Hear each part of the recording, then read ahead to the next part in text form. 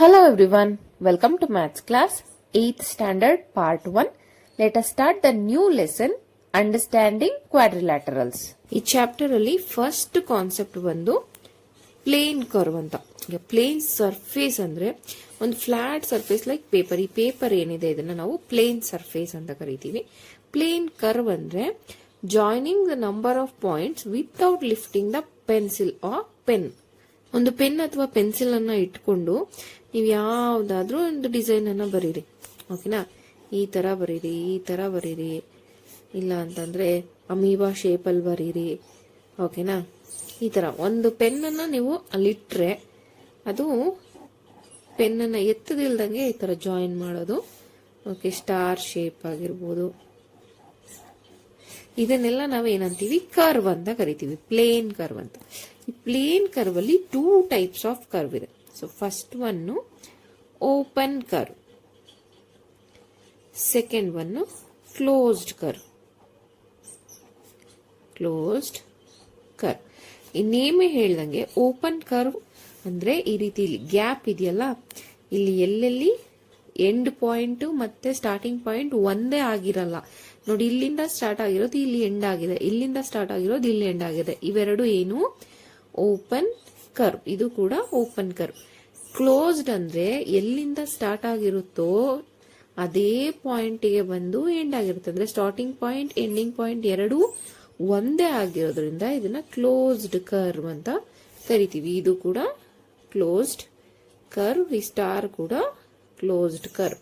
So plane curve ಅಂದ್ರೆ ಒಂದು pen ಅಥವಾ ಪೆನ್ಸಿಲ್ ಅನ್ನ ಒಂದ್ಸಲ ಹಿಂಗೆ ಪೇಪರ್ ಮೇಲೆ ಇಟ್ರೆ without lifting joining the number of points is called plane curve.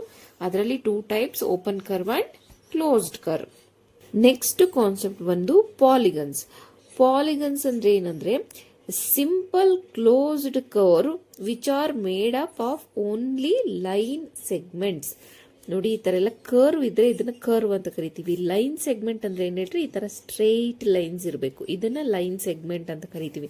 So ಪಾಲಿಗನ್ಸ್ ಅಂದ್ರೆ ಈ ಲೈನ್ ಸೆಗ್ಮೆಂಟ್ ಇಂದ ಮಾಡಿರುವಂತ ಒಂದು ಕ್ಲೋಸ್ಡ್ ಕರ್ವ್ ಸರ್ಫೇಸ್ ಆಗಿರ್ಬೋದು, ಕ್ಲೋಸ್ಡ್ ಕರ್ವ್ ಆಗಿರ್ಬೇಕು, ಓಕೆನಾ. ಫಾರ್ ಎಕ್ಸಾಂಪಲ್ ನೋಡಿ, ಈ ತರ ಈ ಟ್ರಯಾಂಗಲ್ ಇದೆಯಲ್ಲ, ಇದು ಕೂಡ ಒಂದು ಪಾಲಿಗನ್. ಈ ಸ್ಕ್ವೇರ್ ಅಥವಾ ರೆಕ್ಟ್ಯಾಂಗಲ್ ಇದೆಯಲ್ಲ, ಇದು ಕೂಡ ಒಂದು ಪಾಲಿಗನ್. ಈ ಪೆಂಟಗನ್ ಇದೆಯಲ್ಲ, ಇದು ಕೂಡ ಒಂದು ಪಾಲಿಗನ್. ಏನಂದ್ರೆ ಈ ತರ ಸ್ಟ್ರೈಟ್ ಲೈನ್ ಸೆಗ್ಮೆಂಟ್ಸ್ ಇಂದ ಮಾಡಿರ್ಬೇಕು. ಈ ತರ ಇದ್ರೆ ಅದನ್ನ ನಾವು ಕ್ಲೋಸ್ಡ್ ಕರ್ವ್ ಅಂತ ಕರಿತೀವಿ ಹೊರತು ಪಾಲಿಗನ್ ಅಂತ ಕರೆಯೋದಕ್ಕೆ ಆಗೋದಿಲ್ಲ. ಪಾಲಿಗನ್ಸ್ ಅಂದ್ರೆ ಏನ್ ಹೇಳ್ರಿ, A closed curve which are made up of only line segments ಇದ್ರೆ ಮಾತ್ರ ಇದನ್ನ ಪಾಲಿಗನ್ಸ್ ಅಂತ ಕರಿತೀವಿ. 3 ಸೈಡ್ಸ್ ಇದ್ರೆ ಅದನ್ನ ಟ್ರಯಾಂಗಲ್, 4 ಸೈಡ್ಸ್ ಇದ್ರೆ ಸ್ಕ್ವೇರ್ ಆಗಿರ್ಬೋದು, ರಾಂಬಸ್ ಆಗಿರ್ಬೋದು, ರೆಕ್ಟ್ಯಾಂಗಲ್ ಆಗಿರ್ಬೋದು, ಇದು ಕೂಡ ಒಂದು ಪಾಲಿಗನ್. 5 ಸೈಡ್ಸ್ ಇದ್ರೆ ಇದನ್ನ ಪೆಂಟಗನ್, 6 ಸೈಡ್ಸ್ ಇದ್ರೆ ಹೆಕ್ಸಗನ್. ಈ ರೀತಿ ಕಂಟಿನ್ಯೂ ಆಗ್ತಾ ಹೋಗುತ್ತೆ. ನೆಕ್ಸ್ಟ್ ಕಾನ್ಸೆಪ್ಟ್ ಅಂದ್ರೆ ಟೈಪ್ಸ್ ಆಫ್ ಪಾಲಿಗನ್ಸ್ ಅನ್ನ ನೋಡೋಣ. ಇದರಲ್ಲಿ convex polygons and concave polygons ಅಂತ ಇದೆ. ಕಾನ್ವೆಕ್ಸ್ ಪಾಲಿಗನ್ಸ್ ಅಂದ್ರೆ polygons which have all the diagonals inside the figure ಅಂತ. ಫಾರ್ ಎಕ್ಸಾಂಪಲ್, ನಾನು ಇಲ್ಲಿ ಒಂದು ರೆಕ್ಟ್ಯಾಂಗಲ್ ಅನ್ನ ಬರೀತೀನಿ ಅಂದ್ರೆ, ಡಯಾಗನಲ್ ಅಂದ್ರೆ ನಿಮ್ಗೆ ಗೊತ್ತಿದೆ, 2 ಪಾಯಿಂಟ್ಸ್ ಅನ್ನ, ಎನಿ 2 ಪಾಯಿಂಟ್ಸ್ ಅನ್ನ ಸೇರಿಸುವಂತ ಲೈನ್ಸ್. ಸೊ ಡಯಾಗನಲ್ಸ್ ಅಂದ್ರೆ ನೋಡಿ, ಇಲ್ಲಿಂದ ಈ ಪಾಯಿಂಟ್ ಜಾಯಿನ್ ಮಾಡಿದೀನಿ, ಇಲ್ಲಿಂದ ಈ ಪಾಯಿಂಟ್ಗೆ ಜಾಯಿನ್ ಮಾಡಿದೀನಿ. ಈ ಡಯಾಗನಲ್ಸ್ ಏನಾಗಿದೆ, ಇನ್ಸೈಡ್ ದ ಫಿಗರ್, ಯಾವುದು ಕೂಡ ಆಚೆ ಹೋಗಿಲ್ಲ, ಓಕೆನಾ. ಕಾನ್ಕೇವ್ ಪಾಲಿಗನ್ಸ್ ಅಂದ್ರೆ some of its diagonals outside the figure ಅಂತ. ಫಾರ್ ಎಕ್ಸಾಂಪಲ್, ಈ ಒಂದು ಫಿಗರ್ ಇದೆ ಅಂತ ತಿಳ್ಕೊಳ್ಳಿ. ಇಲ್ಲಿ ಇವಾಗ ನಾನು ಡಯಾಗನಲ್ ಅಂದ್ರೆ 2 ಪಾಯಿಂಟ್ಸ್ ಅನ್ನ ಜಾಯಿನ್ ಮಾಡಬೇಕು. ಸೊ ಇದು ಒಂದು ಡಯಾಗನಲ್, ಓಕೆನಾ. ಇಲ್ಲಿಂದ ಇಲ್ಲಿಗೆ ಆಲ್ರೆಡಿ ಜಾಯಿನ್ ಆಗಿದೆ, ಇಲ್ಲಿಂದ ಇಲ್ಲಿಗೆ ಆಲ್ರೆಡಿ ಜಾಯಿನ್ ಆಗಿದೆ. ಬಟ್ ಇದು ಫಿಗರ್, ಇಲ್ಲಿಂದ ನಾನು ಈ ಪಾಯಿಂಟ್ ಅನ್ನ ಜಾಯಿನ್ ಮಾಡ್ಬೇಕಂದ್ರೆ ನೋಡಿ, ಎಕ್ಸ್ಟರ್ನಲ್. ಈ ಡಯಾಗನಲ್ ಏನಾಯ್ತು, ಔಟ್ ಸೈಡ್ ದ ಫಿಗರ್ ಆಯ್ತು. ಈ ತರ ಎಲ್ಲಾ ಡಯಾಗನಲ್ಸು ಇನ್ಸೈಡ್ ದ ಫಿಗರ್ ಇದ್ರೆ ಇದನ್ನ ಕಾನ್ವೆಕ್ಸ್ ಪಾಲಿಗನ್ಸ್ ಅಂತ ಕರಿತೀವಿ. Some of the diagonal outside the figure ಇದ್ರೆ ಇದನ್ನ ಕಾನ್ಕೇವ್ ಪಾಲಿಗನ್ಸ್ ಅಂತ ನಾವು ಕರಿತೀವಿ. ಒನ್ ಮೋರ್ ಎಕ್ಸಾಂಪಲ್ ಅನ್ನ ನೋಡೋದಾದ್ರೆ, ಫಾರ್ ಎಕ್ಸಾಂಪಲ್, ಈಗ ನಾವು ಒಂದು ಹೆಕ್ಸಾಗನ್ ಅಥವಾ ಈ ತರ ಒಂದು ಫಿಗರ್ ಇದೆ ಅಂತ ತಿಳ್ಕೊಳ್ಳಿ. ಇಲ್ಲಿಂದ ನಾನು ಬರಿಬೇಕು. ಇಲ್ಲಿ ಆಲ್ರೆಡಿ ಜಾಯಿನ್ ಆಗಿದೆ. ಓಕೆನಾ, ಇಲ್ಲಿಂದ ಈ ಪಾಯಿಂಟಿಗೆ ಜಾಯಿನ್ ಮಾಡ್ಬೋದು, ಈ ಪಾಯಿಂಟಿಗೆ ಜಾಯಿನ್ ಮಾಡ್ಬೋದು, ಈ ಪಾಯಿಂಟಿಗೂ ಕೂಡ ಜಾಯಿನ್ ಮಾಡ್ಬೋದು. ನೆಕ್ಸ್ಟ್ ಇಲ್ಲಿಂದ ಈ ಪಾಯಿಂಟಿಗೆ ಜಾಯಿನ್ ಮಾಡ್ಬೋದು, ಈ ಪಾಯಿಂಟಿಗೆ ಜಾಯಿನ್ ಮಾಡ್ಬೋದು. ನೆಕ್ಸ್ಟ್ ಇಲ್ಲಿಂದ ಇದು ಆಲ್ರೆಡಿ ಜಾಯಿನ್ ಆಗಿದೆ ನೋಡಿ, ಈ ಪಾಯಿಂಟಿಗೆ ಈ ಪಾಯಿಂಟ್. ನೀವು ಯಾವುದೇ ಪಾಯಿಂಟ್ನ ಎಲ್ಲಿಗೆ ಕನೆಕ್ಟ್ ಮಾಡಿ, ಈ ಎಲ್ಲ ಡಯಾಗೋನಲ್ಸ್ ಎಲ್ಲಿದ್ದಾವೆ, ಫಿಗರಿನ ಒಳಗಡೆನೆ ಇದ್ದಾವೆ. ಓಕೆನಾ, ಇಲ್ಲಿ ಫಾರ್ ಎಕ್ಸಾಂಪಲ್ ಈ ಥರ ಒಂದು ಫಿಗರ್ ಇದೆ ಅಂತ ತಿಳ್ಕೊಳ್ಳಿ. ಈ ಡಯಾಗೋನಲ್ಲು ಈ ಪಾಯಿಂಟ್ಸನ್ನು ಮೀಟ್ ಮಾಡಿದೆ, ಇಲ್ಲೂ ಕೂಡ ಪಾಯಿಂಟ್ಸನ್ನು ಮೀಟ್ ಮಾಡಿದೆ. ಬಟ್ ಈ ಪಾಯಿಂಟನ್ನು ನಾನಿಲ್ಲಿ ಜಾಯಿನ್ ಮಾಡಬೇಕು ಅಂತಂದರೆ ನೋಡಿ, ಇದು ಔಟ್ಸೈಡ್ ದ ಫಿಗರ್. ಸೊ ಈ ರೀತಿ ಔಟ್ಸೈಡ್ ದ ಫಿಗರ್ ಇದ್ರೆ ಇದನ್ನ ಕಾನ್ಕೇವ್ ಪಾಲಿಗನ್ಸ್ ಅಂತ ಕರಿತೀವಿ. ಇನ್ಸೈಡ್ ದ ಫಿಗರ್ ಇದ್ರೆ ಕಾನ್ವೆಕ್ಸ್ ಪಾಲಿಗನ್ಸ್ ಅಂತ ಕರಿತೀವಿ. ಇದನ್ನ ಇನ್ನೊಂದು ರೀತಿನಲ್ಲಿ ಹೇಳೋದಾದ್ರೆ ನೋಡಿ, ಎಲ್ಲ ಆಂಗಲ್ಸ್ ಕೂಡ ಲೆಸ್ ದ್ಯಾನ್ 180 ಡಿಗ್ರಿ ಇರ್ತವೆ. ಓಕೆನಾ, ಲೆಸ್ ದ್ಯಾನ್ 180 ಡಿಗ್ರಿ. ಯಾವುದು ಕೂಡ ಎಲ್ಲ 90 ಅಥವಾ 60 ಈ ರೀತಿನಲ್ಲಿ ಇರ್ತವೆ. ಇನ್ನು ಈ ಫಿಗರ್ ಅಲ್ಲಿ ಹೇಳೋದಾದ್ರೆ ಯಾವುದಾದ್ರೂ ಒಂದು ಆಂಗಲ್ ಮೋರ್ ದ್ಯಾನ್ 180 ಡಿಗ್ರಿ ಇರುತ್ತೆ. ಅದನ್ನ ನಾವು ರಿಫ್ಲೆಕ್ಸ್ ಆಂಗಲ್ ಅಂತ ಕೂಡ ಕರಿತೀವಿ. ಕಾನ್ವೆಕ್ಸ್ ಪಾಲಿಗನ್ಸ್ ಅಲ್ಲಿ ಎಲ್ಲ ಆಂಗಲ್ಸ್ ಕೂಡ ಲೆಸ್ ದ್ಯಾನ್ 180 ಡಿಗ್ರಿ ಇರ್ತವೆ. ಕಾನ್ಕೇವ್ ಪಾಲಿಗನ್ಸ್ ಅಂದ್ರೆ ಯಾವ್ದಾದ್ರೂ ಒಂದು ಆಂಗಲ್ ಮೋರ್ ದ್ಯಾನ್ 180 ಡಿಗ್ರಿ ಇರುತ್ತೆ, ಅಂದ್ರೆ ರಿಫ್ಲೆಕ್ಸ್ ಆಂಗಲ್ ಆಗಿರುತ್ತೆ ಅಂತ. ಓಕೆನಾ, ಒನ್ ಮೋರ್ ಕಾನ್ಸೆಪ್ಟ್ ಅಂದ್ರೆ ರೆಗ್ಯುಲರ್ ಪಾಲಿಗನ್ಸ್ ಅಂಡ್ ಇರ್ರೆಗ್ಯುಲರ್ ಪಾಲಿಗನ್ಸ್. ರೆಗ್ಯುಲರ್ ಪಾಲಿಗನ್ಸ್ ಅಲ್ಲಿ ಆಲ್ ಸೈಡ್ಸು ಈಕ್ವಲ್ ಇರುತ್ತೆ, ಆಲ್ ಆಂಗಲ್ಸು ಈಕ್ವಲ್ ಇರುತ್ತೆ. ಅಂದ್ರೆ equal sides and equal angles ಇದ್ರೆ ಅದನ್ನ ರೆಗ್ಯುಲರ್ ಪಾಲಿಗನ್ಸ್ ಅಂತ ಕರಿತೀವಿ.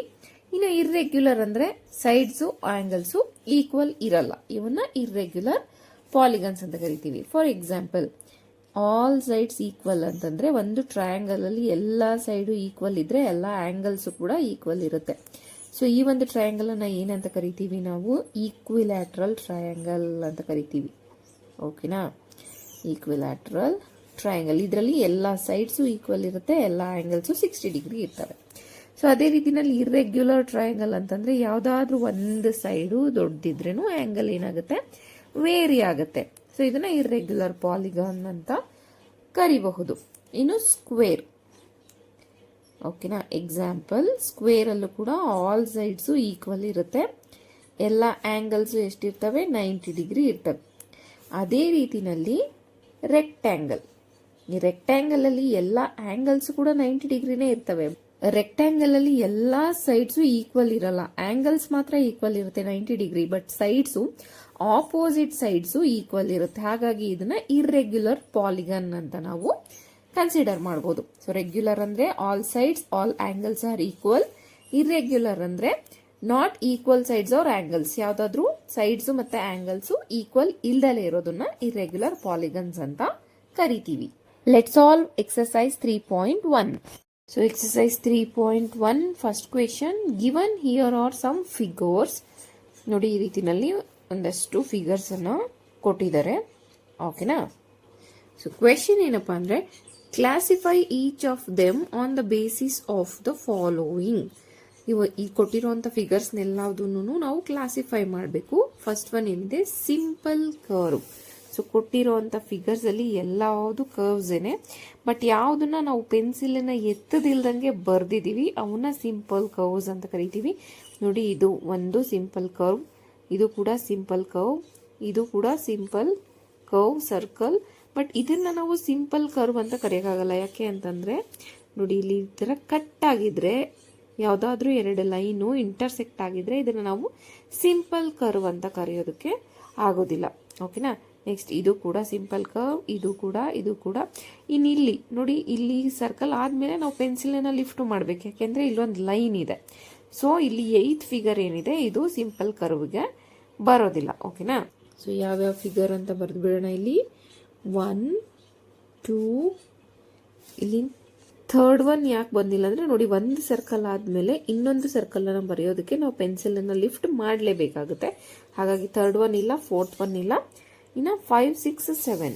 So 1 2 5 6 and 7 are simple curves. Okay, next one ಏನಿದೆ, ಸಿಂಪಲ್ ಕ್ಲೋಸ್ಡ್ ಕರ್ವ್. ಸೊ ಕೊಟ್ಟಿರೋಂಥ ಫಿಗರ್ಸ್ ಎಲ್ಲವುದು ಕೂಡ ಸಿಂಪಲ್ ಕ್ಲೋಸ್ಡ್ ಕರ್ವ್ ಆಗಿದೆ.